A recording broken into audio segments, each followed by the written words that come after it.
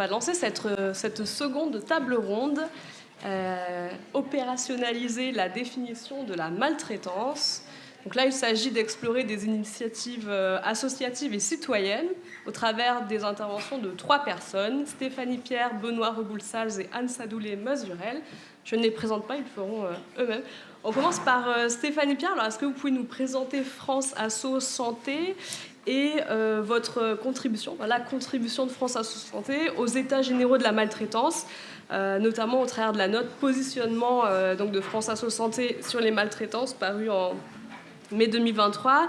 Et en fait, une question aussi transversale, est-ce que la maltraitance était déjà un sujet chez les adhérents lorsque les états généraux ont émergé? Et si oui, comment est-ce que les acteurs s'en saisissaient? Alors, France Asso Santé, c'est l'Union nationale des associations agréées d'usagers du système de santé. Ça faisait un peu long, alors on a appelé ça France Asso Santé. C'est une organisation de référence qui représente les personnes malades, les usagers du système de santé, et qui vise à permettre que la vision des premiers concernés puisse s'exprimer sur les problématiques qui les concernent au premier chef et défendre leurs intérêts. Notre particularité, c'est que notre mission est inscrite dans le Code de santé publique et on peut la résumer en 3 axes. Déjà, on a une mission de former les représentants d'usagers dans toutes les instances où ils siègent, d'observer et de veiller au bon fonctionnement du système de santé, et puis d'informer les usagers sur leurs droits et de les défendre. Très concrètement, France Asso Santé, c'est une centaine d'associations au niveau national et plusieurs centaines au niveau régional, et puis des délégations dans chaque région, donc on a vraiment une présence sur tout le territoire.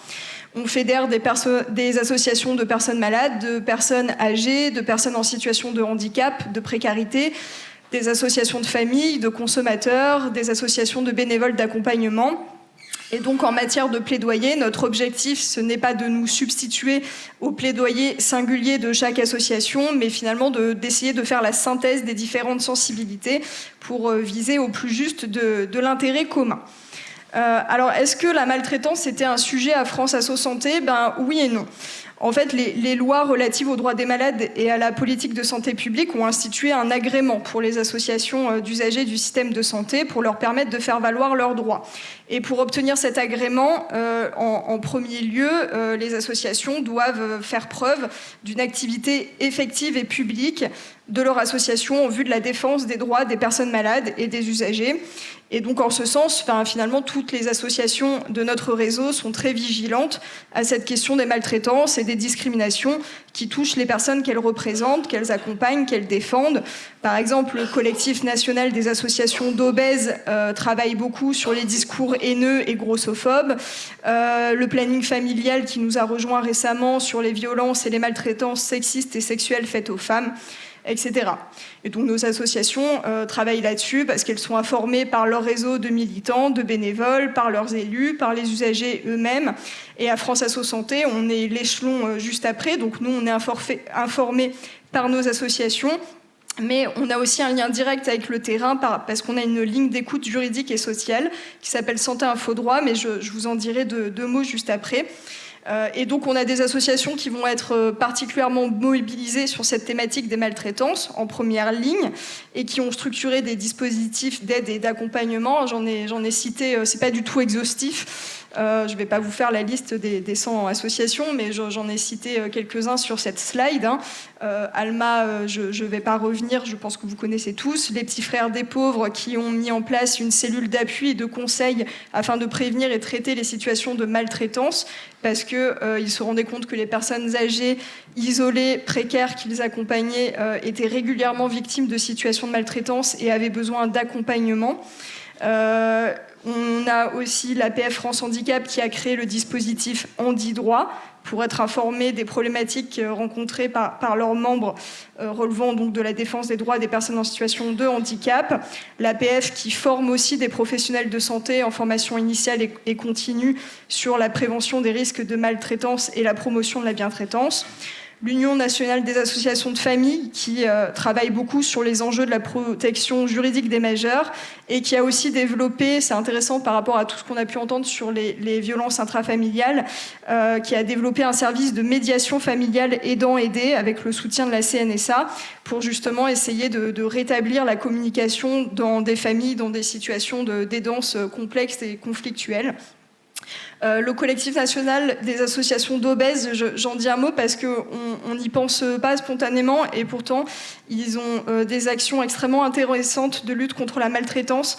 Ils ont mené une campagne publicitaire autour de la journée mondiale de l'obésité. C'est la campagne « Ce qui me pèse le plus, c'est le poids de vos mots ». Qui a été vraiment diffusée dans toutes les grandes gares et stations de métro et de transport en France. Et ils viennent de remettre un rapport sur la promotion de la variété des images corporelles pour justement améliorer la prévention et la prise en charge de l'obésité. Et une grosse partie de ce rapport concerne les maltraitances et les discriminations liées à la grossophobie et à la stigmatisation des personnes en situation d'obésité. Et ce rapport alimente les travaux du plan national nutrition santé. Et je trouve que c'est intéressant parce que ça montre comment finalement cette thématique des maltraitances, elle peut infuser dans de nombreuses politiques publiques et parfois même celles auxquelles on ne pense pas, comme celle sur la nutrition. Alors à France Asso Santé, qu'est-ce qu'on fait ? En tant qu'union, on essaie d'identifier des problématiques communes à l'ensemble des usagers et de définir collectivement des stratégies d'amélioration. On forme les représentants d'usagers, comme je le disais. On en a en CRSA, dont on parlait ce matin. On en a en commission des usagers, qui ont accès au registre des plaintes et des réclamations. Alors, on n'a pas de formation spécifique dédiée au sujet des maltraitances. J'ai envie de dire pas encore. Peut-être qu'il faudrait réfléchir à en mettre une en place. Mais en tout cas, c'est une thématique qui est abordée de façon transversale dans beaucoup de formations qu'on donne. On a une formation sur l'éthique, on en a une sur la douleur, sur le droit des usagers, sur les plaintes et la gestion des plaintes et des réclamations. On se mobilise aussi collectivement. Alors, on ne s'est pas, avant les États généraux, vraiment mobilisé sur la maltraitance en tant que sujet, mais on s'est mobilisé sur des sujets spécifiques. Alors, en fonction des sollicitations, des alertes aussi de nos associations ou de l'actualité. On s'est par exemple mobilisé sur la question du droit de visite, beaucoup avec Laurent à l'époque du collectif. On s'est mobilisé sur le sujet de l'utilisation abusive des produits psychotropes ou anxiolytiques en EHPAD comme camisole chimique. On s'est mobilisé aussi sur le droit à accompagner la personne malade aux urgences parce que finalement c'est aussi une maltraitance de laisser une personne âgée toute seule pendant des heures dans des couloirs ou des salles d'urgence, surtout quand elle est déboussolée ou qu'elle a des troubles cognitifs. Sur le sujet de la discrimination dans les soins, etc. Donc voilà, on n'avait pas de groupe travail interassociatif vraiment dédié à cette question de la maltraitance d'une façon un petit peu plus globale. Et le lancement des États généraux, ça nous a donné l'occasion de nous saisir de ce sujet de cette façon-là. Alors on a bien sûr beaucoup de nos associations qui ont contribué en leur nom propre. Nous, on a commencé déjà en essayant de profiter un peu du fait que le sujet était sur le devant de la table et médiatisé pour proposer à nos représentants d'usagers un webinaire pour les sensibiliser à ces situations, pour les aider à comprendre ce qui va aller caractériser la maltraitance, pour les sensibiliser au repérage, les aider à y répondre. Alors Alice Casagrande nous avait fait le grand plaisir de venir animer et apporter ses conseils lors de ce webinaire. Il est toujours accessible en replay et je pense que c'est vraiment ce type de moment, un petit peu d'information et de sensibilisation qu'on doit continuer à reproduire, peut-être en vous invitant à présenter d'ailleurs les résultats de vos recherches. Parce qu'on a un enjeu, et c'est une demande de nos représentants d'usagers, de monter en compétence sur ces situations dont ils nous disent qu'ils sont quand même assez démunis en termes de quelle posture adopter, vers quoi on oriente et comment. Et puis, dans le cadre des États généraux, en fait, on a été dans la foulée interpellés par les remontées de nos collègues de Santé Info Droit. Donc Santé Info Droit, comme je le disais, c'est notre ligne d'information juridique et sociale. C'est une ligne téléphonique qui est constituée de juristes et d'avocats qui ont pour vocation à répondre à toute question en lien avec le droit de la santé. Alors c'est un peu notre petit trésor parce que c'est notre lien avec le terrain et souvent on va avoir des signaux faibles ou des alertes par ce biais et on y tient beaucoup parce qu'on est quand même dans un contexte où les lignes d'écoute sont pas très à la mode et où à chaque fois qu'on nous parle budget, Santé Info Droit tremble sur ses fondements. Donc voilà, mais pour nous c'est vraiment une ressource extrêmement importante. Alors normalement, cette ligne, elle est plutôt sollicitée dans des questions d'accès au dossier médical, d'accès à l'emprunt, de reste à charge, d'indemnisation. Et finalement, ce qui a interpellé les écoutants, c'est que sur l'ensemble des sollicitations qu'on reçoit, on en reçoit beaucoup, hein, on en reçoit environ 9000 par an, mais on avait quand même une montée progressive assez conséquente sur la thématique maltraitance. Donc, par exemple, en 2019, il n'y avait que 67 appels. En 2020, 99. En 2021, 179 signalements. 233 en 2022. Et puis en 2023, on a 300 sollicitations sur cette thématique discrimination, maltraitance. Donc ça nous a quand même interrogés parce que notre ligne d'écoute, elle n'est pas du tout référencée avec le mot-clé maltraitance. Et quand on a fait le test, on a regardé un peu tous les sites qui parlaient de ce sujet. Il n'y en a aucun qui renvoie vraiment vers Santé Info Droit. Donc on s'est posé la question, pourquoi ? Est-ce que c'est parce que les gens sont plus sensibilisés ? Est-ce que c'est à cause du Covid ? Est-ce que c'est parce qu'il y a eu le livre sur les fossoyeurs et que les usagers sont plus attentifs à cette question et que ça a libéré leur parole ? Alors c'est difficile d'avoir une réponse très tranchée comme ça. En tout cas, en tant que contribution aux États généraux, on a essayé d'explorer un petit peu en détail ces appels qu'on avait reçus sur les maltraitances. Bien sûr, il y a des biais, comme je le disais déjà, parce que notre ligne n'est pas identifiée comme ligne d'information sur le sujet. Et puis aussi, les appels qu'on reçoit portent principalement sur des situations soignants-soignés en raison de notre activité. On a peu de choses sur les maltraitances intrafamiliales. Alors on a fait plusieurs constats. Alors j'ai choisi pour le PowerPoint de vous mettre plutôt des verbatim et pas ce que je disais à l'oral. Déjà le premier, c'est que la maltraitance n'épargne aucun lieu et aucune profession. C'est vraiment là où on s'attendait nous un petit peu naïvement à une surreprésentation des maltraitances en EHPAD parce qu'il y avait eu le livre les fossoyeurs. On s'attendait aussi à une surreprésentation des urgences et en fait non, on a vraiment trouvé des témoignages de toutes les spécialités médicales, y compris la prise en charge de la maladie chronique et puis aussi toutes les professions de l'aide-soignant, infirmiers, médecins, cadres, les personnes d'accueil, etc. Donc tous les types de prise en charge concernés en ville, à l'hôpital ou dans les structures médico-sociales.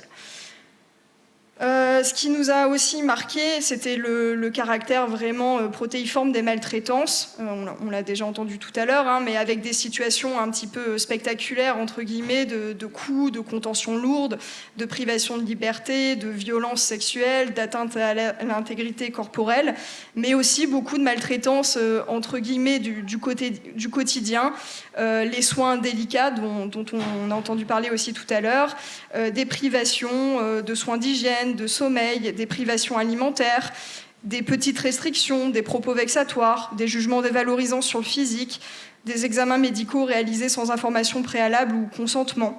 Et ce qui nous a frappé, c'est qu'en fait, que ce soit ces situations un peu spectaculaires ou ces petites... je ne vais pas dire petites parce que ce serait minimisé, mais ces maltraitances, entre guillemets, du quotidien, toutes ces situations rapportées, en fait... vont avoir un impact considérable sur les personnes qui en sont victimes. On n'a pas, en tout cas dans la parole des usagers, on n'a pas distingué de gradation en fonction de la gravité de la maltraitance. Toutes vraiment avaient entraîné un traumatisme, voire parfois, mais je reviendrai un petit peu après là-dessus, du renoncement aux soins. Et puis aussi des situations de maltraitance liées ou justifié, on peut poser la question, à une organisation des soins productivistes qui vise à faciliter le travail des soignants au détriment de la prise en charge. L'autre chose qu'on a un petit peu investiguée, c'est la vulnérabilité qui est apparue vraiment comme principal déterminant des actes de maltraitance. C'est vraiment une constante dans tous nos verbatims.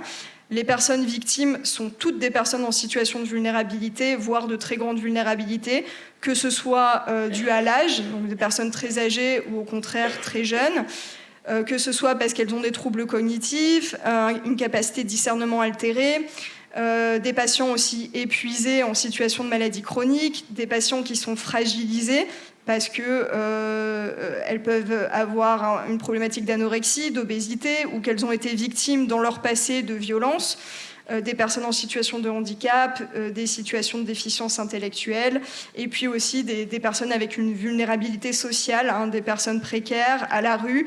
Et en tout cas, c'est dans les verbatims plutôt de 2023, on a vu vraiment apparaître des maltraitances sur des personnes qui ne parlent pas ou mal français. Alors au début, on était un peu surpris. En fait, quand on repense au contexte politique, peut-être que ceci explique cela. En tout cas, c'était des verbatims qui apparaissaient pas tellement avant et qui apparaissent beaucoup plus l'an dernier et cette année.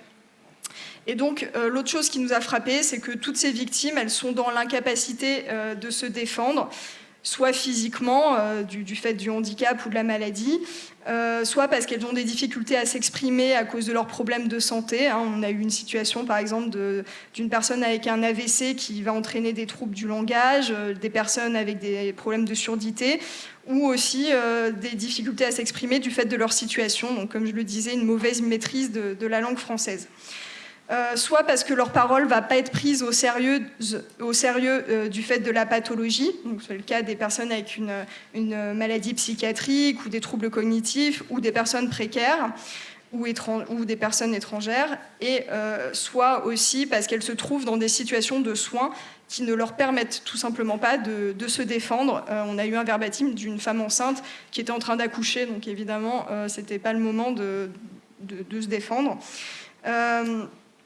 Ou encore des situations de personnes qui ont un trouble du spectre de l'autisme ou de personnes qui vont avoir besoin d'outils de communication adaptés et qui ne les ont pas, et donc ils n'ont pas cette possibilité de pouvoir se défendre.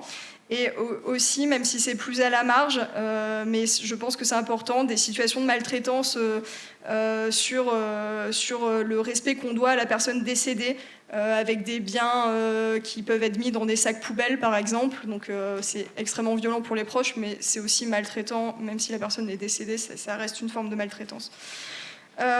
L'autre chose encore, les autres constats qui nous ont marqués, donc beaucoup de maltraitance dans des unités fermées ou protégées. La majorité des victimes semblent être des femmes. Des témoignages de violences sexuelles. Alors, ce qui nous a beaucoup frappé dans les appels qu'on recevait sur ce type de violence, c'est que la demande qui était faite aux juristes, c'était pas qu'est-ce que je dois faire pour obtenir réparation ou à qui je dois signaler. C'était d'abord une demande de confirmation du caractère anormal et grave des situations vécues, parce que c'était vécu en lieu de soins, et donc il y avait vraiment besoin que quelqu'un confirme que non, c'était pas normal. Je crois que c'est le deuxième verbatim que j'ai gardé qui illustre ça. Et donc on a quand même relevé l'utilisation du milieu de soins comme justification de l'acte de maltraitance, comme si c'était entre guillemets nécessaire au bon déroulement de l'examen clinique. Et en général, donc, les personnes concernées par ces maltraitances, donc c'est des personnes qui sont déjà fragilisées, que ce soit par la situation de santé, économique ou sociale. Cela va entraîner chez elles une grande appréhension, des angoisses, une plus grande peur face au système de santé, et ça va les éloigner de ce système et potentiellement entraîner du renoncement aux soins. C'est d'ailleurs en ce sens que cette thématique nous mobilise aussi beaucoup à France Asso Santé. Et outre les aspects traumatiques, les cauchemars, l'isolement, la souffrance, ça va induire des pertes de chance en termes de prise en charge et de pronostic. Il faut avoir à l'esprit aussi, pour terminer, que les personnes qui nous contactent, finalement, c'est celles qui ont déjà cette capacité quand même à s'interroger, à s'informer sur le caractère anormal ou non de ce qu'elles vivent, ou qui sont en colère. Et on n'oublie pas qu'il y a aussi toutes ces personnes qui ne nous contactent pas parce qu'elles sont trop éloignées du système, parce qu'elles sont en état de sidération, que la solitude va prévaloir. Et donc on s'interroge quand même sur combien de situations passent complètement hors des radars, combien de personnes trop exténuées pour porter plainte, pour faire un recours, pour aller chercher de l'aide. D'autant plus quand on sait qu'un certain nombre de publics qu'on représente et qu'on accompagne connaissent déjà pas mal d'empêchements et d'obstacles dans leur vie de tous les jours, que ce soit du fait du handicap, de la maladie ou de la précarité ou autre. Et s'il me reste 2 minutes, je peux dire deux mots sur l'autre chose qu'on a un petit peu investigué dans ces situations qui nous remontaient. Ce qui nous a marqué aussi, c'était à quel point les modes de recours étaient inopérants. C'est la question de monsieur qui disait qu'est-ce qui se passe après l'alerte. C'est bien d'alerter, mais quand on alerte, qu'est-ce qui se passe ? Et donc vraiment, on a pu voir des témoignages de supérieurs hiérarchiques qui ne jouent pas leur rôle de régulation, notamment quand la maltraitance est le fait d'un professionnel travaillant dans un établissement ou un service, avec vraiment des témoignages aussi assez douloureux parfois d'équipes soignantes disant mais on ne sait plus, on a filmé, on sait qu'on n'a pas le droit de filmer, mais on a filmé, on a les preuves, mais derrière rien se fait, c'est un soignant qui est très apprécié, qu'est-ce qu'on peut faire ? Des témoignages de représailles suite à des signalements de maltraitance, des situations qui vont nécessiter une intervention urgente et qui restent non régulées, même parfois après l'appel au 3977. Et dans ces situations urgentes, des maltraitances quand même non négligeables, avec des conséquences graves sur la santé des victimes et parfois des maltraitances dont on peut soupçonner qu'elles entraînent un glissement plus rapide vers une fin de vie. Et dans plusieurs cas aussi, des proches qui en sont réduits à envisager des sorties d'hospitalisation ou des transferts qui ne sont pas justifiés par les situations médicales, mais uniquement vraiment pour mettre fin aux actes maltraitants. Des difficultés aussi d'accès à une aide extérieure à la situation, difficulté à accéder aux instances de démocratie en santé locale, la commission des usagers notamment. Et c'est là-dessus, je pense qu'en tant que France Asso Santé, on doit faire un effort auprès de nos représentants d'usagers pour les sensibiliser et les former, être plus proactifs sur ces questions. Et puis des instances de démocratie en santé qui semblent, il faut le dire, un petit peu perdues face à ces problématiques.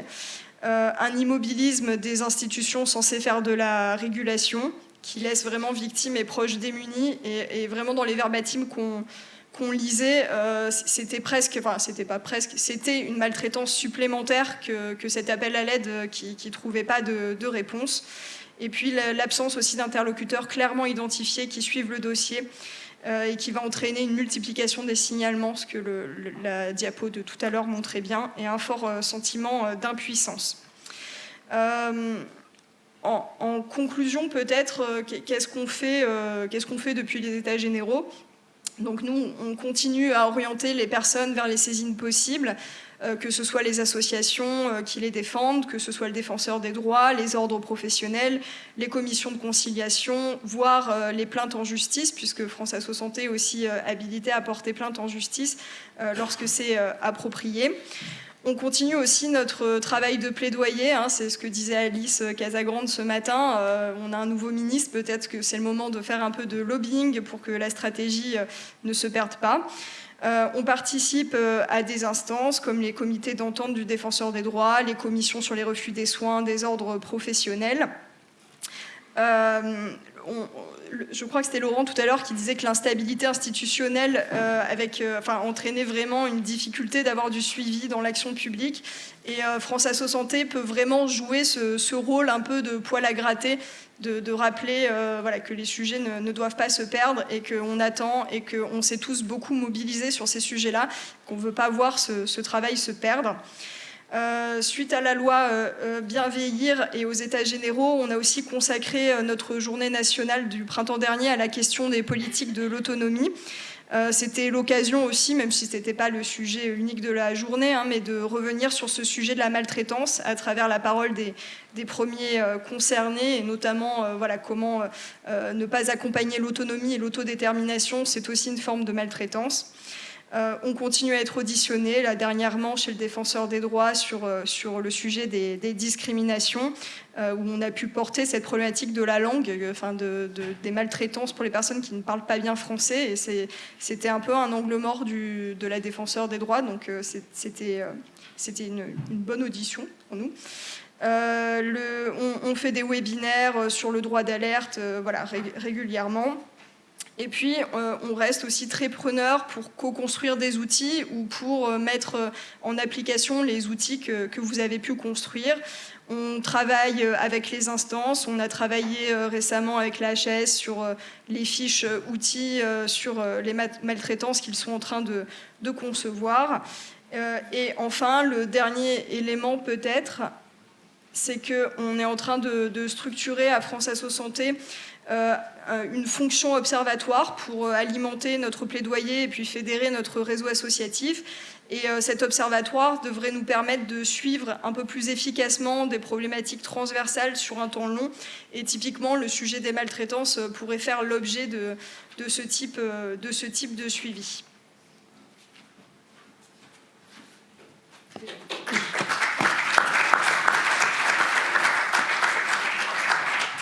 J'ai une première question. Donc, grâce à la richesse du réseau des adhérents de France Asso Santé, vous avez identifié que la maltraitance existe en tout lieu, toutes les professions, tout type de prise en charge, et que c'est un phénomène protéiforme. Et vous avez analysé que la vulnérabilité, c'est un facteur déterminant de la maltraitance. Comment est-ce que vos adhérents ont reçu cette notion de vulnérabilité? Est-ce qu'ils s'y retrouvent dans cette notion de vulnérabilité que vous présentez comme transversale, en fait, mais est-ce que ça fait sens pour ces associations-là? C'est une bonne question. Alors, je vous avoue que moi-même, j'aime pas trop ce terme de vulnérabilité. Et c'est compliqué, là, comme ça, de m'exprimer au nom de tout le réseau. Mais en tout cas, quand on regarde les verbatims ou qu'on échange avec les associations, on a quand même le sentiment que c'est déjà une notion un peu conceptuelle. Je ne suis pas sûre que les usagers se représentent leur vécu en tant que je suis vulnérable, donc je suis maltraitée. Mais c'est vrai que ça mériterait d'être investigué. En tout cas, la définition des états généraux a vraiment été très attendue et a été un vrai outil pour le réseau associatif. Mais peut-être que cette notion est encore un petit peu conceptuelle. Et là, dans le cadre de l'observatoire que vous souhaitez monter, pour le coup, est-ce que vous réfléchissez déjà à faire une place à ce concept, ou vous êtes plutôt sur la maltraitance comme sujet transversal ? Je pense qu'il y a le sujet de la maltraitance et des discriminations, et que ça fait partie des sous-sujets qui en découlent. Logiquement, mais dans le cadre de l'observatoire, c'est vraiment intéressant pour nous parce que, par exemple, on travaille beaucoup sur le renoncement, le refus de soins ou le renoncement aux soins. Et on a beaucoup ce prisme de prendre ce sujet par le refus de soins parce que la personne est bénéficiaire de l'AME, etc. Et les états généraux, ça nous a fait aussi réaliser qu'il y avait le refus de soins ou le renoncement de soins pour d'autres raisons, et qui relèvent plus d'autres formes de maltraitance diversifiées. Et je pense que, par exemple, l'audition qu'on a faite chez le Défenseur des droits dernièrement, elle n'aurait pas été la même il y a 3 ans. On aurait probablement plutôt abordé le sujet sous un angle plus droit et moins sous l'angle maltraitance en raison de facteurs de vulnérabilité. D'accord. On enchaîne sur la présentation suivante et on fera des questions en commun. Donc, Monsieur Reboulsaz, je vous laisse nous présenter... vous voulez qu'on diffuse la vidéo d'abord, n'est-ce pas ? Je vais faire 2 mots d'introduction avant la vidéo. D'accord. Donc pouvez-vous nous présenter ATD et je vais paramétrer. Oui, voilà. En fait, j'ai beaucoup hésité sur la manière de vous présenter ATD Quart-Monde. J'ai choisi de le faire d'une façon qui n'est pas organisationnelle ni associative. Et donc, d'où l'idée de vous présenter cette vidéo, et puis ça va servir d'introduction à nos propos sur la maltraitance institutionnelle. Oui.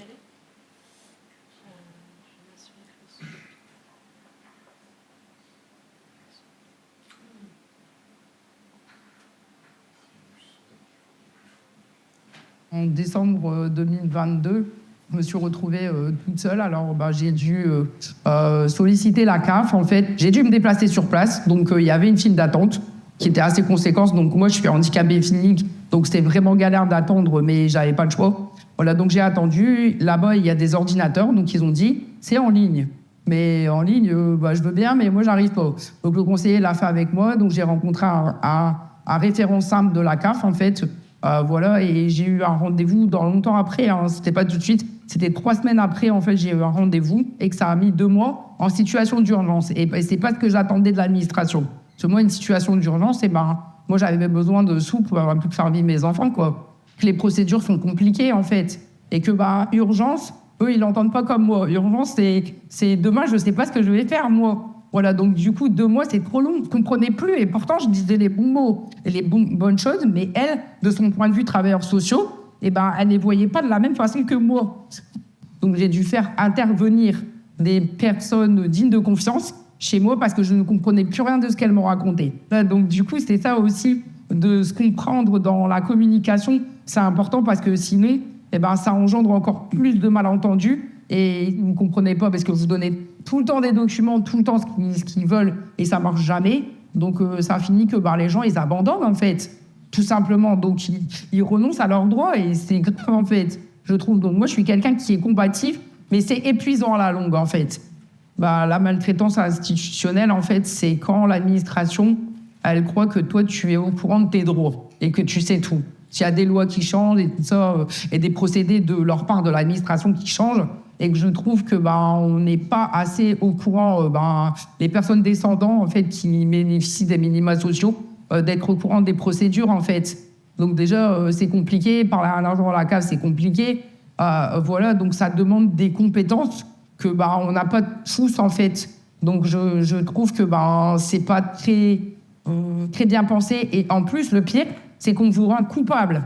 Voilà, c'est l'administration qui est obligée de rendre un service à l'ayant droit, en fait.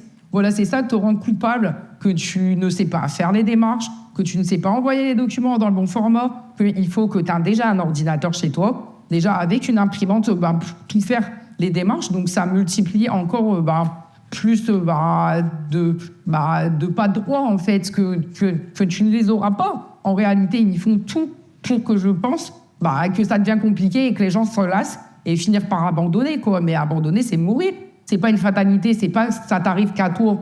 Ça arrive à beaucoup de gens. Mais comme on n'ose pas en parler, on croit que c'est une fatalité, que ça t'arrive qu'à toi. Mais au contraire, c'est un sujet de société vraiment prenant et que ça arrive à plus de personnes qu'on pense, en fait. Alors, j'ai voulu vous présenter cette vidéo parce qu'elle est symptomatique de notre manière de travailler. C'est-à-dire à la fois avoir une vision, c'est un problème de société, et vouloir mettre fin à la misère, et en même temps que tout soit né d'une vie partagée. Et ça, pour moi, c'est essentiel. C'est mon choix quand j'ai rejoint la Télé Carmonde il y a longtemps. Et en fait, c'est comment passer d'une vie partagée à la mise en place de cette vision fondée sur le préambule de la Déclaration universelle des droits de l'homme. Tous les êtres humains naissent libres et égaux en dignité et en droit. Et à partir de là, il y a des chemins qui se choisissent au fil de notre histoire. Cette présence permanente auprès de personnes en situation de pauvreté, et en particulier en cherchant à comment rejoindre celles qui ont le plus de mal, celles qui sont les plus invisibles. Une volonté d'agir auprès des institutions, et notamment auprès du monde de la recherche, parce que c'est ensemble qu'on peut arriver à faire ce qu'a demandé Laetitia, c'est-à-dire que ça serve pour tout le monde. Et puis agir auprès de l'opinion publique pour lutter contre les idées fausses sur les pauvres et la pauvreté. Alors si on a choisi de parler de ce thème de la maltraitance institutionnelle, c'est parce qu'en fait c'est cette vie partagée qui nous l'a fait choisir. C'était vraiment absolument un cri qu'on a entendu depuis des dizaines d'années quelque part, mais on n'appelait pas ça de la maltraitance institutionnelle. Et on a fait un travail avec l'Université d'Oxford en 2016 pour essayer de comprendre comment on pouvait mesurer la pauvreté. Et Parce qu'aujourd'hui, la pauvreté est mesurée par un indice particulièrement monétaire, 60% du revenu médian. Et en fait, on a fait un travail avec l'Université d'Oxford pour vraiment se dire, mais c'est quoi les dimensions de la pauvreté et comment on les mesure? Donc j'y reviendrai plus tard, plus en détail, je vous montrerai un diagramme. Et puis, dans ce travail, moi, je suis guidé en permanence par une petite phrase d'une personne qui a vécu la pauvreté. Il se trouve que c'est une personne du Québec. Oui, il s'appelle Yvette. Et elle nous répète, elle m'a répété pendant des années, elle le répète encore, il n'y a rien de pire que quelqu'un qui veut ton bien à ta place. Et elle le rappelle parce que toute sa vie a été marquée par cette dépossession du pouvoir d'agir. Tu es pauvre, donc je décide pour toi. Alors bien sûr, c'est beaucoup plus subtil que ça. C'est même tellement subtil que récemment, une professionnelle de la protection de l'enfance en France prenait conscience, après des heures et des heures de sessions de travail et des personnes en situation de pauvreté, que quand elle disait aux parents « faites-moi confiance », en fait, elle leur disait « obéissez-moi ». Et ça fait écho à ce que disait le philosophe Emmanuel Kant au XIXe siècle. C'est très intéressant de voir le lien entre une personne très pauvre maintenant et quelqu'un du XIXe siècle. Et il disait, une citation parmi d'autres, « Il n'est pire tyrannie que de vouloir le bien des autres ». Et la maltraitance institutionnelle, c'est vraiment une violence dont les plus pauvres sont victimes et qui touche également les professionnels des institutions sociales, également les agents des services publics qui vivent difficilement ces situations.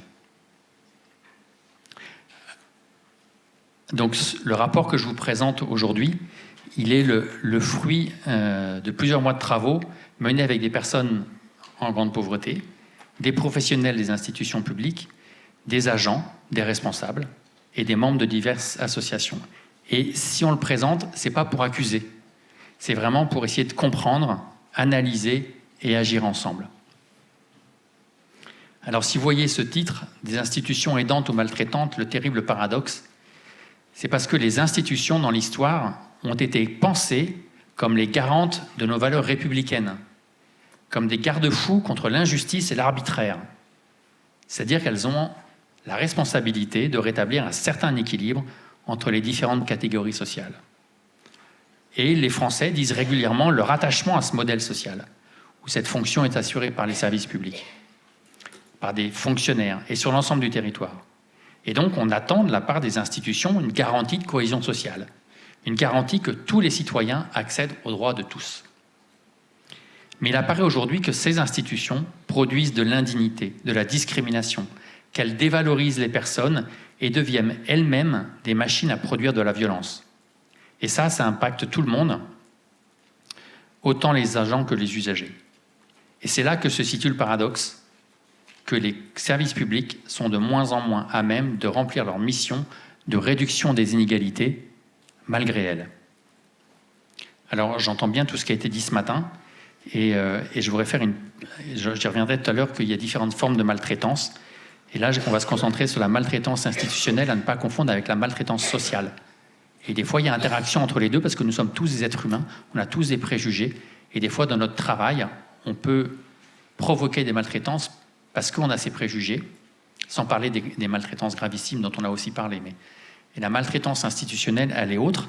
Et je voudrais vous remettre la définition, je ne sais pas si vous pouvez la lire, en tout cas c'est la définition qui est dans le Code de l'action sociale et des familles, dont a parlé Alice Casagrande ce matin. Et nous aussi, on regrette que les questions de pauvreté aient été absentes des débats de l'état généraux de la maltraitance. Et on se disait avec Alice ce matin qu'il y a un phénomène de conjoncture qui a fait que la demande est arrivée à un moment d'instabilité politique, d'instabilité de différents facteurs qui fait qu'on n'a pas pu prendre part à ces travaux. Mais mon point de départ, ça reste cette vie partagée avec les personnes en situation de pauvreté. Et en fait, si je vous parle de la spirale infernale de la pauvreté, c'est parce que c'est un constat qui a été construit à partir de personnes qui n'arrivent pas à obtenir leurs droits. Donc, je vais faire une sélection parmi des centaines de quelques verbatims qui nous sont revenus. Et quand les gens disent la maltraitance institutionnelle, c'est quand nos besoins ne sont pas écoutés et pas compris, Ça veut dire que pour eux, et je cite, quand on vit dans le milieu de la pauvreté et qu'on demande de l'aide, parce qu'on a besoin de l'aide d'une travailleuse sociale ou d'une aide éducative, la personne à qui on demande n'écoute pas vraiment. Et pour elle, la solution, c'est parfois le placement des enfants. Alors que la solution, c'est d'écouter le vrai besoin des familles. Du coup, on n'ose plus demander de l'aide par peur des conséquences. Ou encore, la maltraitance institutionnelle, c'est quand l'informatique remplace le contact humain. On en a parlé tout à l'heure aussi. C'est aujourd'hui, quand tu remplis ta déclaration trimestrielle de RSA, tu es obligé de le faire sur Internet. Et si tu n'as pas de notion d'informatique, tu paniques. Et si tu fais une erreur, c'est très difficile de revenir en arrière pour corriger ton erreur. Donc, tu es obligé d'envoyer un message à la CAF. Et la maltraitance institutionnelle, c'est qu'en attendant, tu ne touches rien. Et ce n'est pas forcément qu'il y a fraude. Ça peut être un indu, ça peut être simplement une erreur. Et on pourrait ajouter que si l'erreur et si le traitement du dossier dépasse 3 mois, il n'y a plus de compensation rétroactive. Ça s'arrête au bout de 3 mois. Et il y a des traitements qui durent 6 mois. Et vous ne récupérez que 3 mois.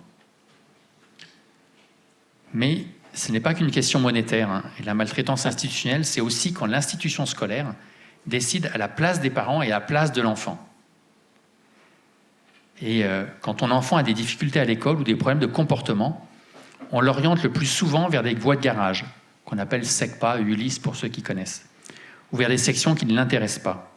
Alors il faut que les familles se battent pour que leur enfant ne soit pas orienté vers une formation qu'il ne voulait pas. Il faut savoir que les enfants en SECPA, 69% d'entre eux viennent du monde de la pauvreté. Donc c'est vraiment questionnant. La maltraitance institutionnelle, c'est aussi quand notre demande se retourne contre nous et est interprétée comme un signe de faiblesse et un manque d'autonomie. Quand on a un rendez-vous avec un professionnel qui nous lit le dossier, souvent il y a des mots et des phrases qu'on ne comprend pas et on n'ose rien dire. Et c'est pour ça qu'on demande à pouvoir être accompagné, comme c'est notre droit, c'est écrit dans le Code de l'action sociale et des familles. Et on demande à être accompagné par une personne de confiance pour nous aider à comprendre ou à nous rassurer. Mais souvent, on voit des gens à qui on leur dit « Mais pourquoi vous demandez à quelqu'un d'être là? Vous êtes manipulé? Ou alors vous vous laissez faire, alors que c'est simplement être sécurisé par quelqu'un qui va être à côté, qui ne va pas forcément prendre la parole, mais qui va aider à reprendre derrière. » Et en fait, tous ces traits courts verbatim que je vous ai lus là, ils sont le signe de ces dimensions, de cette spirale infernale de la pauvreté et de ces 8 dimensions de la pauvreté et des 2 axes transversaux qui ont été établis avec l'Université d'Oxford. Et c'était une recherche internationale puisqu'elle a eu lieu dans 6 pays. Et je trouve que c'est très intéressant de voir que tout est lié. En fait, on peut les prendre les uns à travers les uns avec les autres, et en fait, ils s'enchaînent d'une manière ou d'une autre. Et ce matin, il y a quelqu'un qui parlait d'une spirale montante, mais là, c'est clairement une spirale descendante.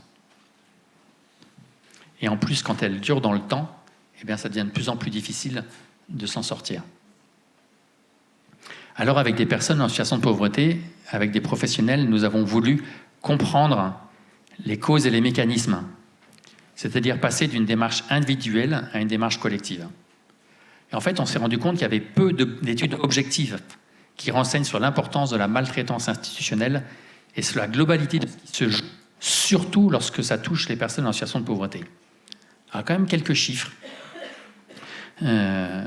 Donc, l'INSEE, par exemple, a publié des chiffres sur les difficultés d'accès au numérique. Et il faut savoir que 38% des usagers en France, des Français, manquent d'au moins une compétence numérique de base. Ça veut dire qu'il y a au moins une personne sur 4 qui ne sait pas s'informer. Et une personne sur 5 qui est incapable de communiquer par Internet. Donc vous voyez ce que ça induit quand on veut faire des démarches. C'est quand même vraiment, vraiment compliqué. Ça donne une idée de l'ampleur de ce qui se joue. Et on est dans un phénomène de dématérialisation à marche forcée. Et puis, il y a une étude de la DREES, en 2022, qui indique que 17% des personnes qui n'ont pas recours aux dispositifs et aux aides sociales le font, enfin, justement, ne le font pas par crainte des conséquences négatives. la peur d'être jugé, la peur de ce que ça va impliquer pour les enfants. Et donc, nous, ce qu'on demande, ce qu'on veut, et ce que demandent les personnes en situation de pauvreté, c'est qu'elles soient associées à la construction d'indicateurs et d'outils qui vont permettre de s'en sortir. Le micro fonctionne, voilà. La construction d'indicateurs. Et c'est aussi ce que demandent les agents et les agents, pardon. Et je prends plusieurs exemples. Moi, j'ai visité plusieurs institutions depuis 1 an, et dans le cadre de ce travail. Et en fait, il y a des salariés qui disent « Mais nous, on veut participer. Nous, on a notre mot à dire parce que ça nous concerne. » Et ça fait qu'on perd le sens de notre travail. Alors, quelles sont les causes et les mécanismes? Alors, honnêtement, on en a identifié 16. Donc, je ne vais pas tous vous les présenter. Vous pourrez les retrouver dans ce magnifique document que je vous invite à télécharger après. Il y a quand même 4 grandes familles. La première grande famille, c'est d'abord, il y a des choix politiques qui ne répondent pas aux besoins de la lutte contre la pauvreté. Je parle de décisions de fermeture de points d'accueil, de fermeture de services d'urgence dans les hôpitaux, de fermeture des classes, de fermeture de classes, ou encore de problèmes en matière de logements sociaux, quand il n'y a pas assez de logements sociaux et les gens restent bloqués en hébergement, en centre d'hébergement.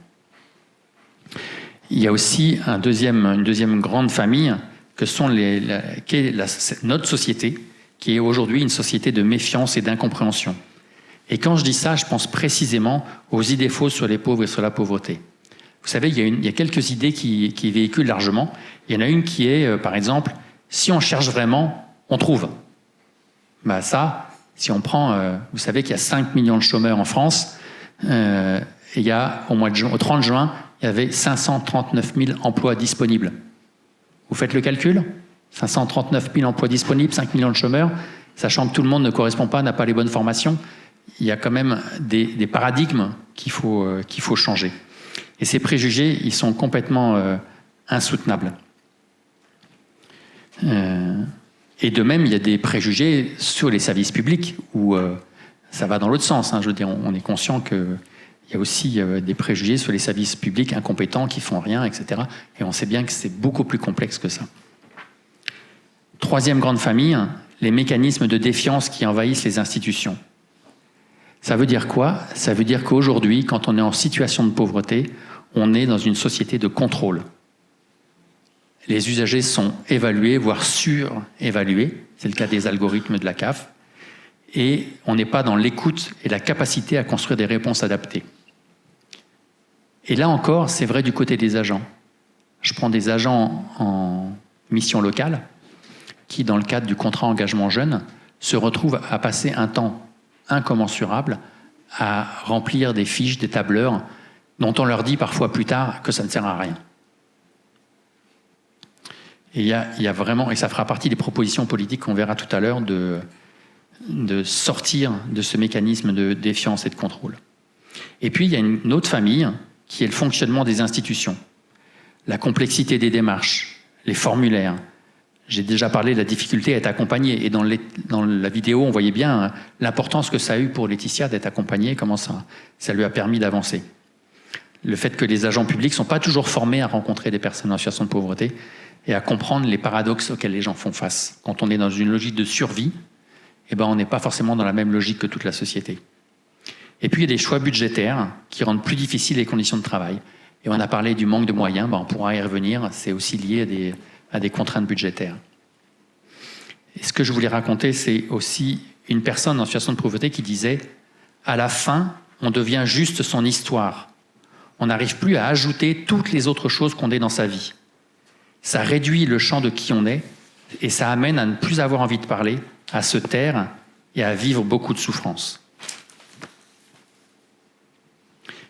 Et j'aurais pu continuer longtemps, mais on va avancer dans les propositions. Donc, on a essayé de comprendre. Laetitia l'a dit, la maltraitance institutionnelle, ce n'est pas une fatalité. Et on est convaincu que ça, et donc on veut se mettre ensemble pour les chercher. Et on a essayé d'établir un certain nombre de propositions. La première, c'est garantir des moyens convenables d'existence inconditionnels. Au cas où vous ne le sauriez pas, c'est dans notre Constitution. Petit détail, mais qui a tendance à être oublié, mais ça fait partie de la constitution de l'État français. Et quand on dit inconditionnel, ça veut dire qu'il faut mesurer que quand on est au RSA, on peut très bien être à 0. On peut même être à moins que le minimum du RSA. Si vous avez la caisse d'allocation familiale peut surveiller votre compte en banque.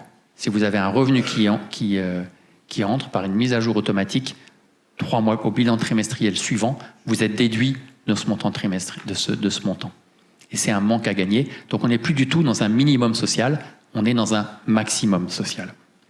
Et pourtant, des travaux de prix Nobel d'économie, excusez-moi du peu, comme Esther Duflo, nous racontent et prouvent, et je cite, « Les revenus de remplacement ne sont pas un obstacle au retour à l'emploi ». Parce que c'est quand même ça, l'idée fausse qui est véhiculée aujourd'hui dans la société.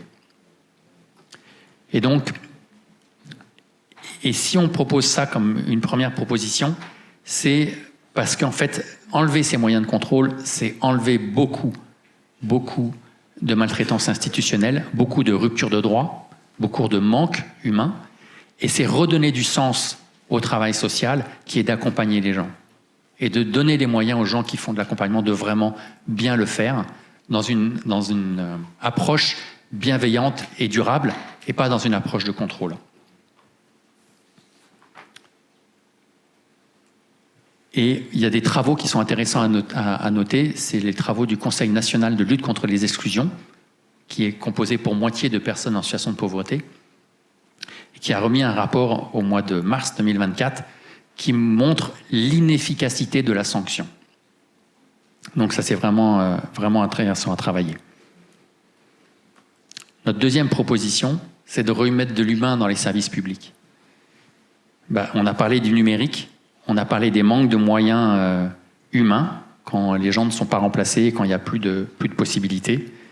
Et pour nous, ça correspond à permettre un accompagnement de qualité et dans la durée. Les personnes en situation de pauvreté demandent à parler à quelqu'un, pas un répondeur téléphonique qui vous dit appuyer sur le 1, puis le 2, puis le 3, ou pas à accéder à un site internet pour prendre rendez-vous alors qu'ils n'ont pas accès à internet. On est dans des paradoxes. Et on n'est pas les seuls à le dire.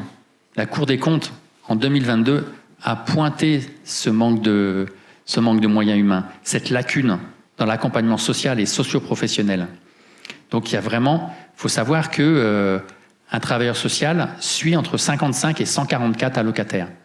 Comment c'est possible de bien faire son travail avec des chiffres pareils? Il ne faut pas demander l'impossible. Le deuxième point, c'est améliorer la connaissance de la grande pauvreté par les professionnels de l'action sociale et de la justice. Je vais prendre un petit exemple. On a travaillé avec une institution, je ne dirai pas laquelle, et et on parlait de l'importance de l'accueil. Et le responsable de cette institution disait « Ça me fait réfléchir ce que vous dites. Parce que moi, les personnes dont je ne sais pas quoi faire, dont je ne sais pas si elles sont vraiment compétentes dans le travail que j'attends d'elles, ma solution, c'est de les mettre à l'accueil. Or, c'est le lieu le plus important. C'est le lieu où on a besoin d'avoir les personnes les mieux formées, parce que c'est là que se joue la confiance, dès l'entrée à l'accueil, dès les débuts. Benoît, si on veut, on pourrait vous écouter très longtemps dans le détail, si on veut tenir un petit timing. Je vais aller à la troisième proposition. Merci de me rappeler à l'ordre. Se mettre ensemble pour assurer des droits effectifs. En fait, on a entendu qu'il y a des gens qui ne demandent pas leurs droits. C'est 50% des ayants droit pour l'aide pour les personnes âgées, l'ASPA. C'est 34% pour les gens au RSA. Donc ça rend effectifs les droits pour tout le monde. Et ça demande de s'y attaquer. Il y a des moyens, notamment en travaillant sur les formulaires et en co-construisant ensemble non pas seulement des outils, mais des projets. Ça, c'est vraiment important. Et la quatrième proposition, c'est faciliter les recours juridiques et administratifs. C'est clair que face à la complexité des démarches, quand on reçoit une lettre de la CAF, et là on a eu témoin de quelques-unes qui sont particulièrement violentes, on a besoin d'explications, on a besoin d'être soutenu, on a besoin de savoir comment faire recours, et à l'heure actuelle, c'est vraiment compliqué. Ces 4 propositions d'action, pour nous, elles sont indissociables. Il n'y a pas à en prendre une et à la dissocier des autres. Elles sont complémentaires, et de même que les droits de l'homme sont interdépendants et indivisibles, pour nous, ces propositions sont interdépendantes et indivisibles. Mais il y a des préalables. Je vous ai parlé de lutter contre les idées fausses. Je pourrais vous parler longuement de revenir à des vraies évaluations de l'impact des politiques publiques. C'était prévu. Depuis 1998, c'est prévu dans la loi. Ça a été abandonné en 2004. Que l'État se donne les moyens de ses responsabilités, ça semble évident. Si on veut les services publics de qualité, il faut un impôt équitable qui permette de financer l'action de l'État et reprendre conscience que les droits sont indivisibles et interdépendants. Alors, j'avais plein d'autres choses à vous parler. Et en fait, on a rendu public ce rapport le 19 septembre. C'était une de vos questions. Et en fait, vous me demandiez si ça avait un impact. Et en fait, oui, ça a eu un impact. Et on est assez étonnés. Il y a eu un impact dans les journaux. Ça, c'est déjà pas mal. On a fait la une du Monde. On est assez fiers. Mais ça a un impact aussi dans les institutions. Et je vais vous citer un seul exemple parmi d'autres. Hier, on a reçu une demande d'un directeur de France Travail qui nous dit « va y avoir la généralisation du RSA, on ne sait pas faire avec nos agents, est-ce qu'on peut se parler ?» Donc c'est quand même vraiment intéressant. On est contre la mise en place de la généralisation du RSA, mais malgré tout, c'est pas nous, on va tout faire pour que ça soit suspendu parce qu'il n'y a pas eu d'évaluation. Mais néanmoins, si elle a lieu, on sera content de travailler avec France Travail. Et enfin, je vais répondre à une dernière question que vous m'aviez posée, c'est... est-ce qu'on peut faire un lien entre la notion de vulnérabilité et celle de pauvreté? Et en fait, je vais faire le lien avec ce qu'a dit Stéphanie juste avant moi. C'est que nous aussi, on n'aime pas du tout de parler que de vulnérabilité. Et je vais prendre un parallèle à une autre époque, pas si lointaine. On parlait des pauvres comme des personnes démunies. Et en fait, il y a une personne très pauvre qui m'a beaucoup répété « J'en ai marre qu'on parle de nous comme des démunis. Nous ne sommes pas des démunis. Je sais plein de choses. J'ai des savoir-faire. » Et en fait, on pourrait prendre comme savoir-faire comment gérer un budget quand on est au RSA. Je vous défie d'y arriver. Ça serait un exercice intéressant à faire. Moi, je l'ai fait. Je peux vous dire, c'est costaud. Et en fait, si ce sur quoi on est pas à l'aise avec la notion de parler des pauvres comme de personnes vulnérables, c'est parce qu'il y a la notion d'être vulnérable, c'est être dépendant des autres. Et pourtant, les pauvres se battent tout le temps. Ils sont en permanence dans le combat et la dépendance. La dépendance aux autres et le combat pour résister à la misère. Ce ne sont pas que des personnes faibles. Elles en ont marre d'être vues. Ils et elles en ont marre d'être vues comme des personnes faibles. Ce sont des battants, des personnes qui endurent beaucoup et qui sont aussi endurantes. Alors, voilà, c'était... Je pourrais continuer longtemps. Mais je parle calmement, mais je suis aussi passionné, donc voilà. Merci.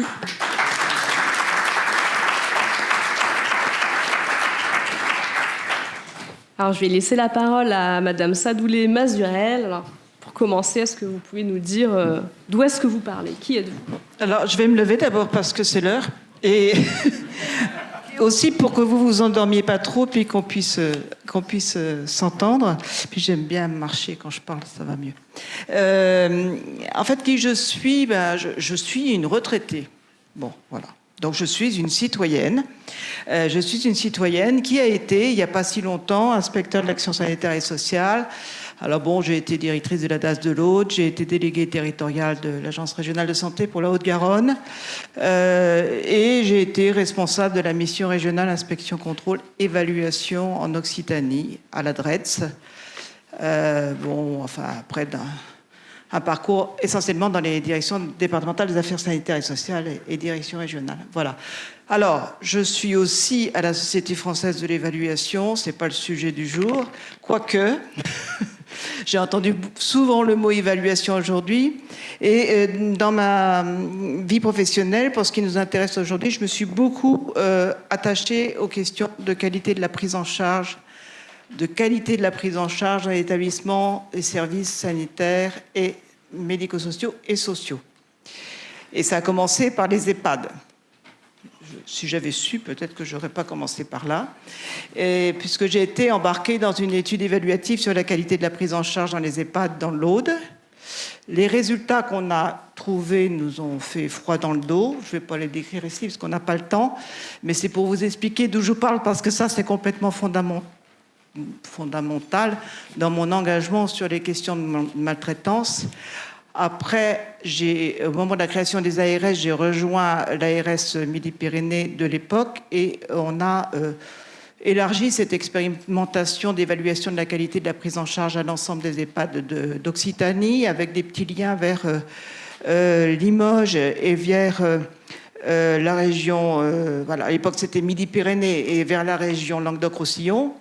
Et on a trouvé des choses tout aussi inquiétantes, généralisées, et cette fois-ci absolument sans possibilité de nier la réalité. Nous étions en 2010, 2011, 2012, puisque nous avions la caution du gérontopole, le professeur Vellas à Toulouse, donc vous comprenez bien que c'était là parfaitement scientifique, étayé, et avec des analyses d'écarts statistiques, etc. Enfin bref, tout ça s'est fait avec l'ORS Occitanie. Bon, ça s'est mal terminé pour moi, parce que les résultats n'ont jamais été publiés, et que moi, le DG ARS de l'époque ne voulait plus entendre parler de cette expérimentation. Donc, vous avez compris, je suis une militante contre la conspiration du tout va bien.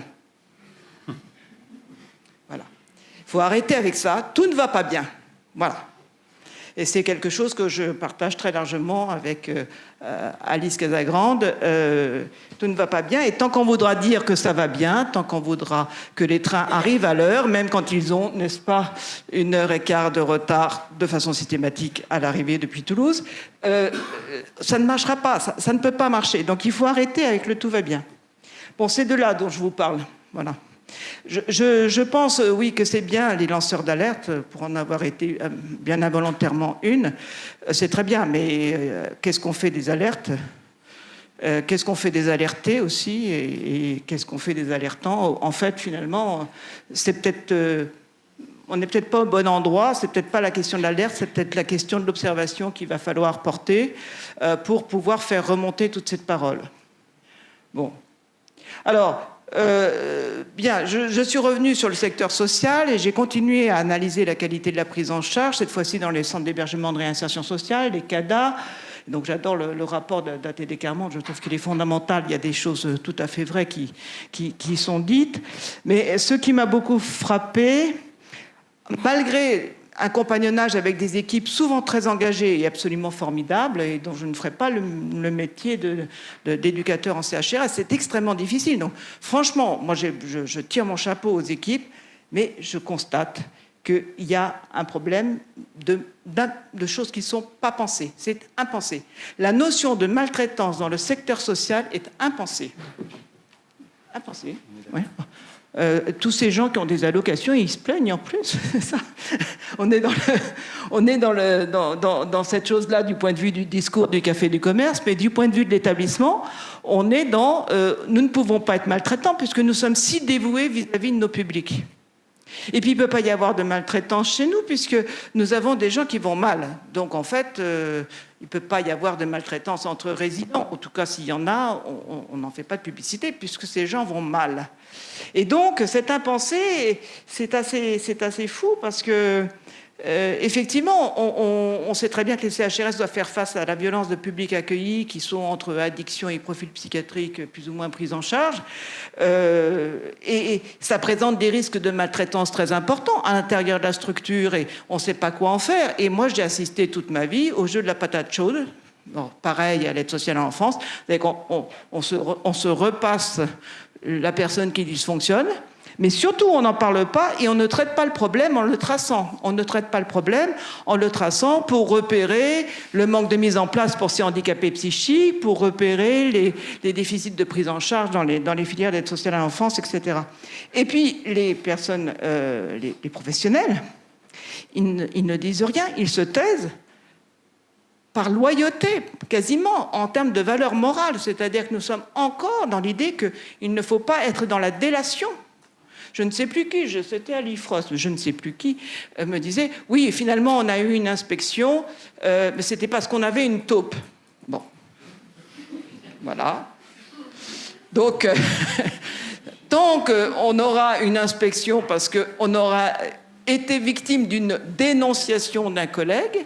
je pense que l'omerta se poursuivra et qu'on ne sera pas dans la vertu positive du signalement, dans la vertu positive du repérage avant le signalement, parce que moi j'aimerais mieux qu'on signale rien, mais qu'on prévienne beaucoup, comme monsieur l'a de façon très intéressante raconté tout à l'heure, et que l'on puisse traiter les problèmes. Bon, je suis à la page 2, ça va. Hein. Bon, alors... bon... Alors, donc cette maltraitance, elle est impensable dans le secteur social. Ça n'existe pas. Mais elle arrive de temps en temps. Quand ça arrive, waouh! Alors là, on tombe de l'armoire. Je peux vous dire, tout le monde, les directeurs qui ont mis des places, des procédures, des machins, des signalements, des systèmes d'alerte qui ne servent à rien parce que les personnes, de toute façon, ne s'en servent pas et que les travailleurs sociaux ne les connaissent pas et n'ont pas regardé. Quand ils sont face à un problème, waouh! Alors là, ça fait mal. Je pense qu'on prend de l'humilité, là. Et puis l'inspecteur de l'action sanitaire et sociale qui assiste à ça, il est encore plus humble que le directeur parce que, bon, qu'est-ce qu'on fait, quoi?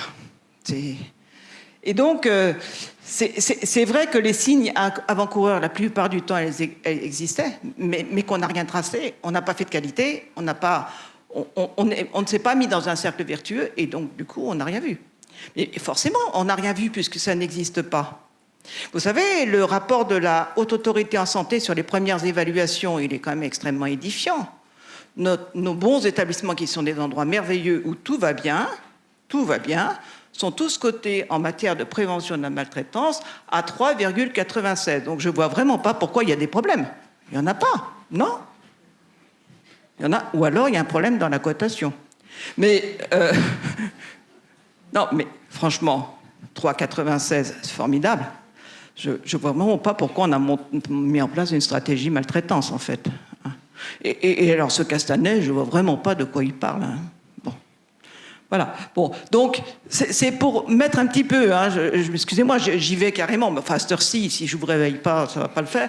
Mais c'est vrai que... il faut y aller, quoi. C'est-à-dire qu'il y a vraiment un problème d'omerta, de non-parole. Alors, les professionnels, ils savent. Vous savez. Et d'ailleurs, ils souffrent, souvent. J'ai rencontré plein de directeurs d'EHPAD qui sont très malheureux et qui m'ont remercié après d'avoir eu la chance de pouvoir parler avec d'autres, de pouvoir échanger avec d'autres et de pouvoir sortir de leur solitude. Donc, c'est la première des choses. La deuxième chose, c'est que les personnes accompagnées, c'est très bien, on dit toujours qu'on va interroger les personnes accompagnées, qu'on va associer les personnes accompagnées. J'ai trouvé l'intervention de M. Hérault particulièrement intéressante ce matin, de ce point de vue-là, parce que c'est une vraie démarche d'associer les personnes accompagnées, parce que les personnes accompagnées, toutes celles que j'ai rencontrées dans ma vie d'inspecteur assez longue, malheureusement pour moi, ce sont des gens qui vont tous bien. Ils sont contents, ils sont très bien pris en charge. Il n'y a pas de problème. Oui, mais il y a une telle asymétrie dans la relation. Quand vous avez traversé les Balkans, que vous avez été pris en centre de réfugiés, que vous avez été victime de passeurs, que vous avez été, etc., comment voulez-vous, dans votre petit CADA, dans vos 20 mètres carrés pour 4 personnes, vous trouvez ça formidable. Donc vous n'allez pas en plus vous plaindre. Donc ils ne diront rien s'il n'y a pas une pratique de recueil de la parole, de prise en compte des situations qui ne passent pas par « est-ce que vous êtes bien ici ?» Ben oui, bien sûr qu'on est bien ici. Enfin, franchement, avant, on était à la rue, on n'était pas bien. Donc, voilà, c'est cette chose-là, dans le recueil de la parole. Et nous avons... Ça a été la dernière expérience que j'ai menée avant de partir en retraite, mais c'était... d'ailleurs, je ne bats pas en retraite, je suis juste partie en retraite. Mais donc, c'était de pouvoir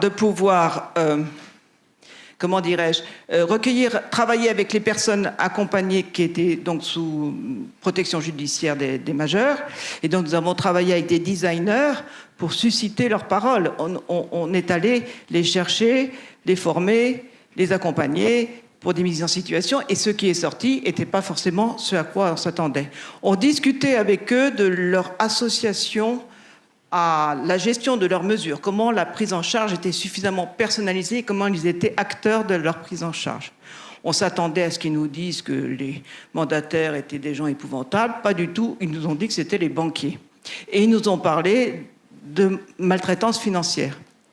Alors peut-être que c'était le plus visible ou le plus objectivable, mais en tout cas, nous, on ne s'attendait pas du tout à ça. On a été emmenés ailleurs que là où on pensait être emmenés, et c'était fort intéressant. Voilà, alors, on peut susciter la parole, mais c'est toute une démarche. Quand je discute avec ma kiné, avec mon médecin, avec enfin n'importe qui, d'ailleurs j'en parle beaucoup de tout ça, tout le monde a une histoire de maltraitance à raconter en fait. On a tous un truc à dire, sauf qu'on ne dit rien. Et donc du coup, ma démarche aujourd'hui, ça serait de pouvoir libérer la parole. Comment pourrait-on faire pour libérer la parole? La parole des professionnels, la parole des personnes accompagnées.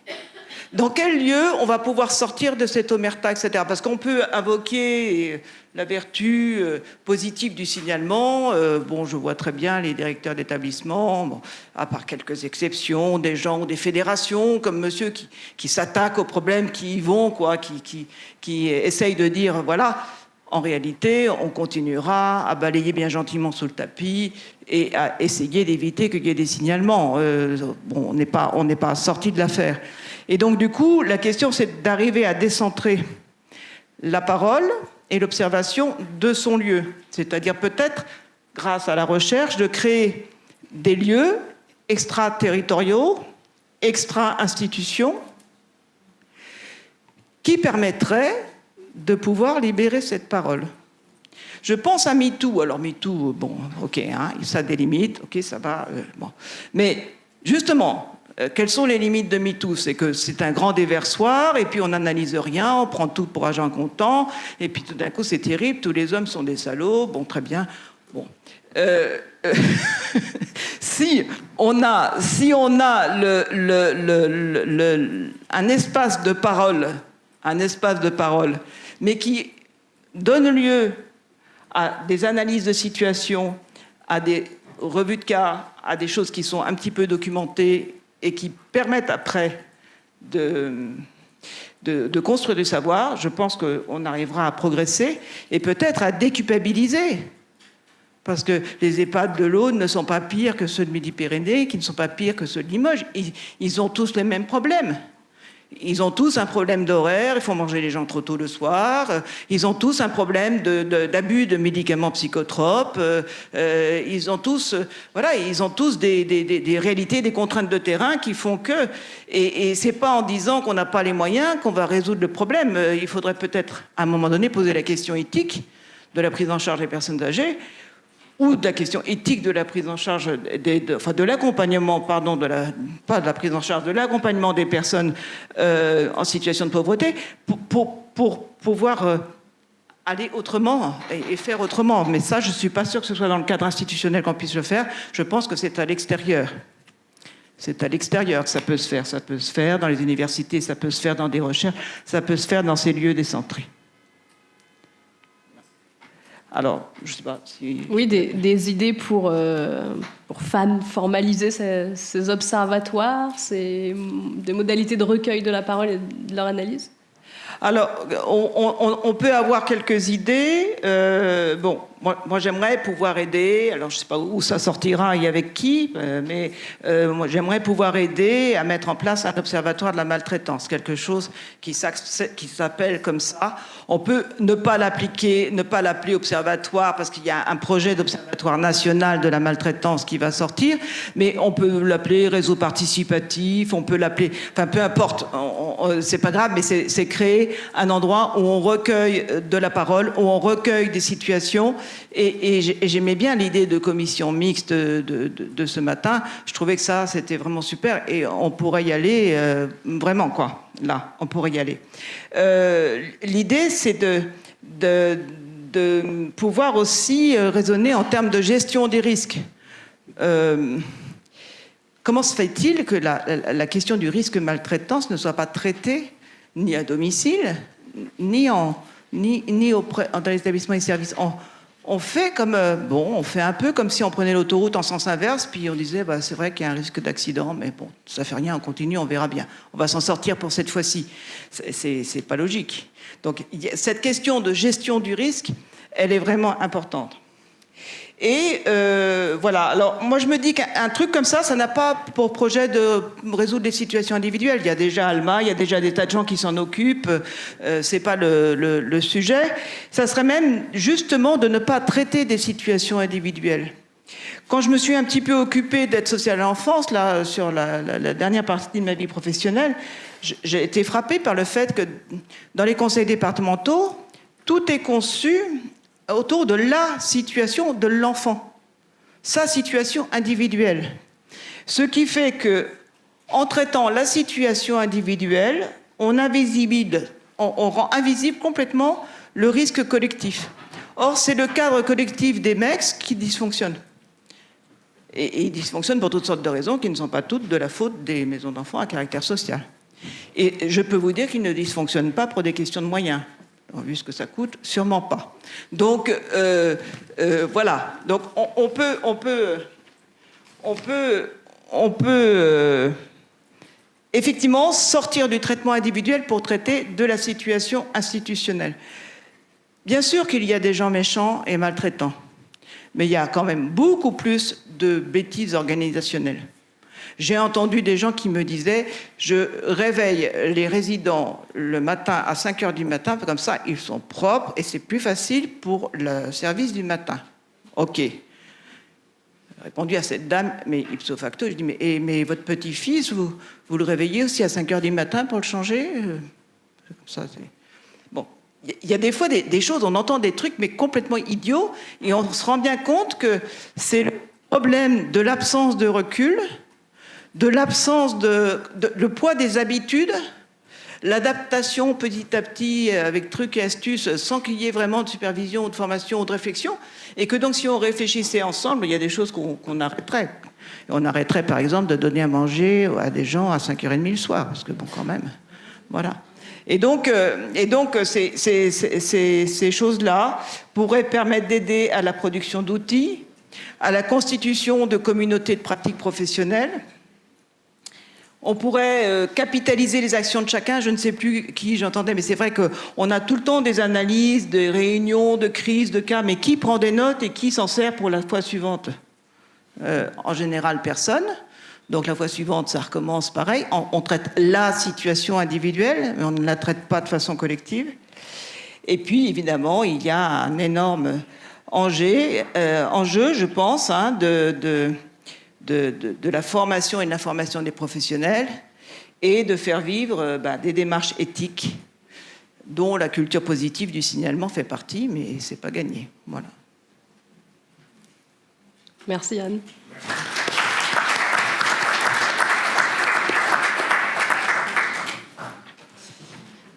Alors, est-ce qu'il y a des questions ?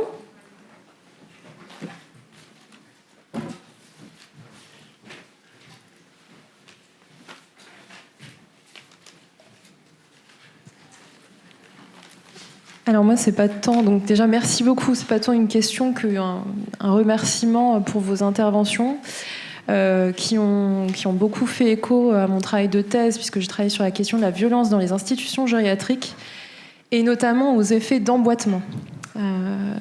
Et les effets d'emboîtement, c'est ce dont vous parliez, c'est la maltraitance qui vient de la société, le regard qu'on porte sur les personnes vulnérables, sur les personnes en situation de précarité. C'est la maltraitance institutionnelle et c'est la maltraitance dans les liens. Voilà, donc il y a des travaux de recherche en psychologie clinique sur ces questions d'effets en résonance entre ces différents strates. Et donc voilà, c'est vraiment ça. Et par rapport aussi aux questions de... je ne sais plus votre nom, Madame Sadoulé, Mazurel, vous parliez aussi des dispositifs, comment on peut travailler aussi avec les équipes soignantes, mais en dehors de l'institution. C'est aussi les conclusions de ma thèse sur l'importance du réseau, de faire réseau hors institution et que les institutions ne restent pas seules face à ces questions de maltraitance qui se passent au cœur du soin, et du prendre soin. Voilà, c'était juste, en tout cas, merci beaucoup, c'était passionnant.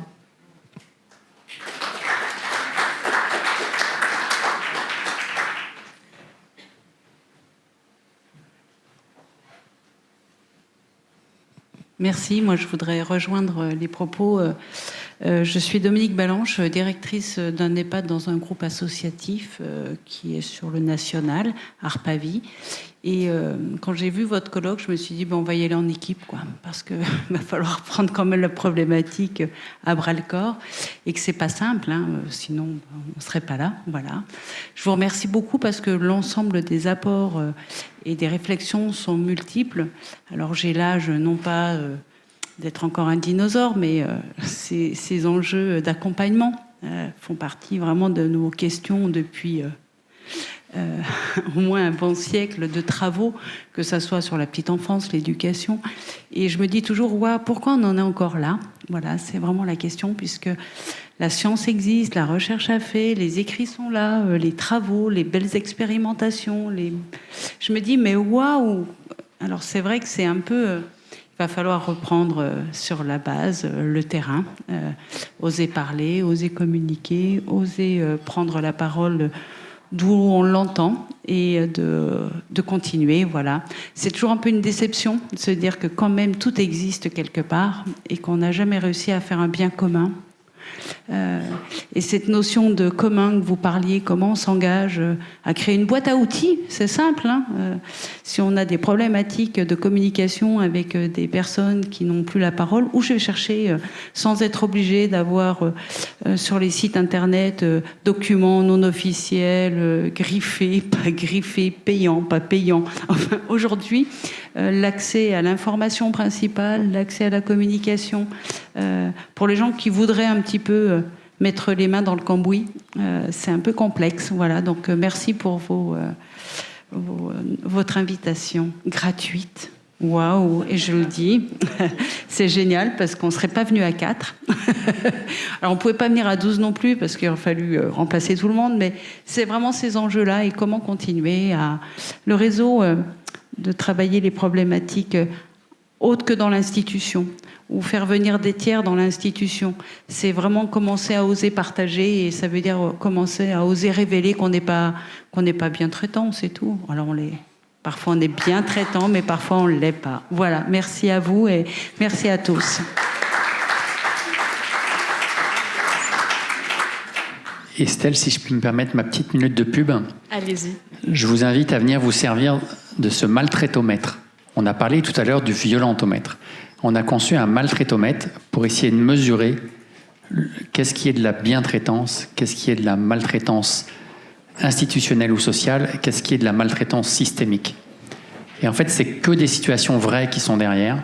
Et donc, c'est un outil de dialogue. Et donc, je vous invite à venir, j'en ai une centaine qui sont là, je vous invite à venir à le prendre. N'hésitez pas, et si vous en voulez plus, vous pouvez nous en demander. Merci Benoît. Je pense qu'on peut se dire au revoir sur ce bel outil, le violentomètre. Merci beaucoup d'avoir assisté nombreux à cette journée qui était riche, dense, qui nous donne tous à réfléchir et qui nous conforte dans la demande sociale de créer un réseau plus large et de poursuivre les travaux sur la thématique.